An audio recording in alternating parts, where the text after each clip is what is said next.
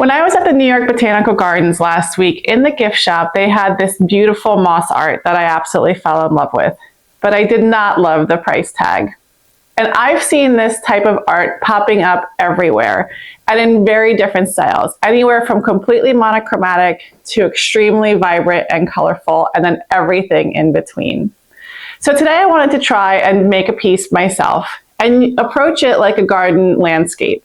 So layering for depth, mixing tones for richness, and creating some organic movement throughout the piece without using symmetry.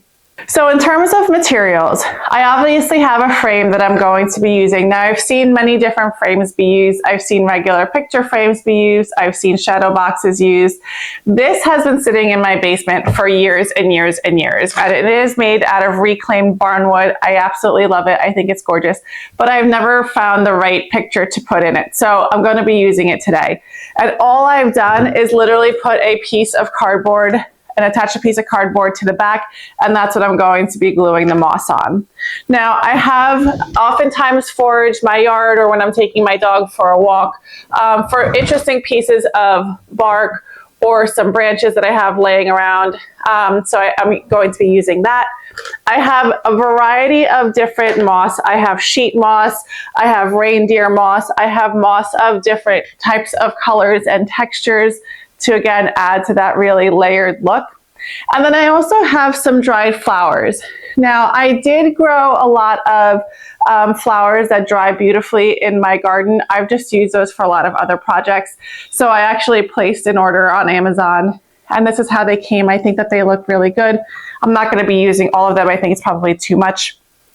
I think in general I probably have too much supplies, but this is going to kind of be a figure it out as you go. So if you guys are interested in any of this, I'll also make sure to link it below. And then obviously I have my hot glue gun.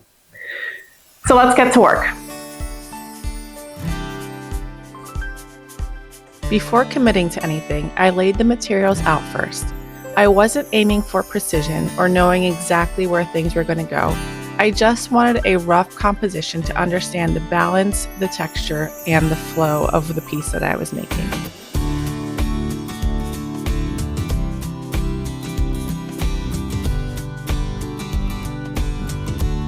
Once I had a rough sense of the direction, I began with the base layer.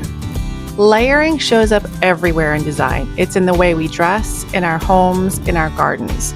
It's what creates dimension. Without it, everything can feel really one note. I introduced driftwood to create movement, almost like a river cutting through the landscape, drawing the eye inward into the composition. Since these pieces were light, hot glue was still sufficient. For anything heavier, I would use a construction-grade adhesive.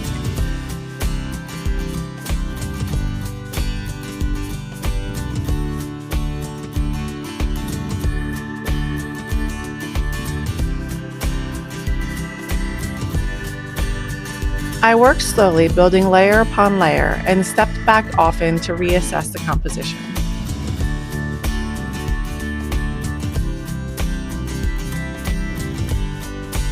I found myself constantly fighting the urge to overwork it. It's surprisingly easy for something like this to tip into a project that just looks like someone picked up a glue gun.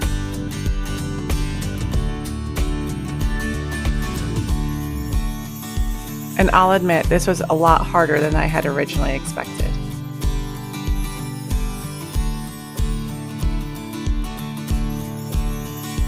After finishing the first version, I realized I still had quite a bit of material left. And instead of stopping there, I wanted to explore a completely different direction, something more simple, something more restrained. I was curious about whether pulling back would feel more aligned. So I started the same way, by laying everything out loosely before committing with the glue.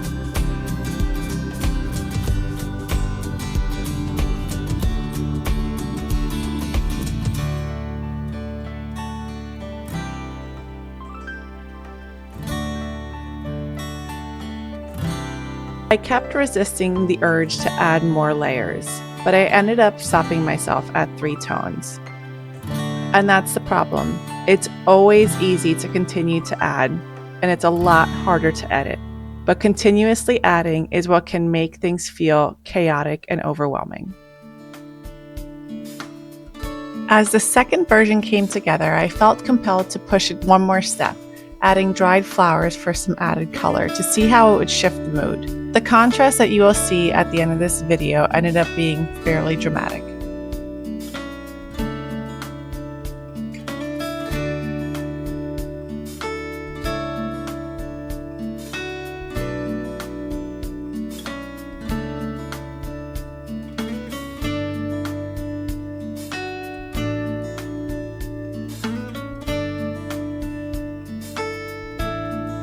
As soon as these dried florals went on, the tone immediately shifted.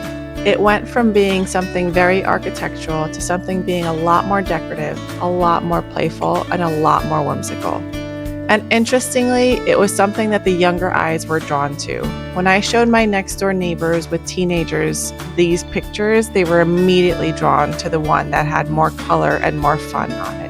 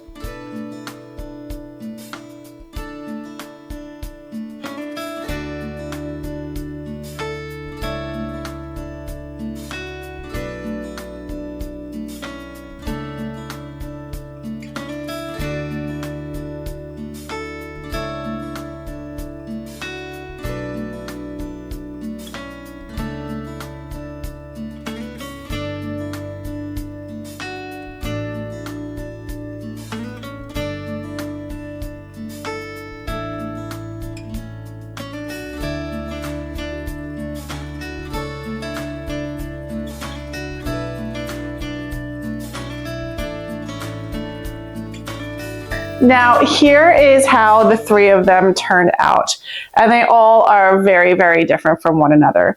We have one that's a little bit more calm with a very balanced color scheme.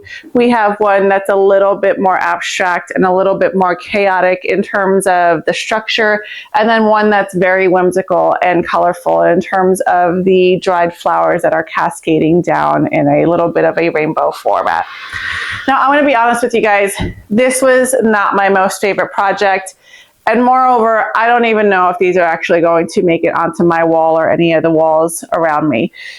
It just doesn't look and feel the way I wanted it to look and feel. And that's okay, because there are times where you design something, whether it be something that you kind of thought up in your head or something that you want to replicate that you saw in a magazine, Instagram, Pinterest, what have you, and it just doesn't feel the way you want it to feel. But it still stretches you in ways that you may not realize. For example, this really made me focus a lot on layering and restraining the color and making sure I keep it as balanced as possible. That took a lot of effort on my part rather than just dumping everything onto the canvas and start gluing. So it really made me focus in on things that probably I could use a little bit more help and a little bit more skill in terms of developing. And maybe that's why I found the project a little bit more uncomfortable than I normally would, because I'm not always the best at restraint and I'm not always the best at pre-planning. And I think with a project like this, you need a little bit of that. So anyway, if you guys enjoyed this video and want to check out other projects that I've done that I actually enjoy a little bit more, make sure to check these out up here, and I will see you guys in the next video. Have a good day. Bye.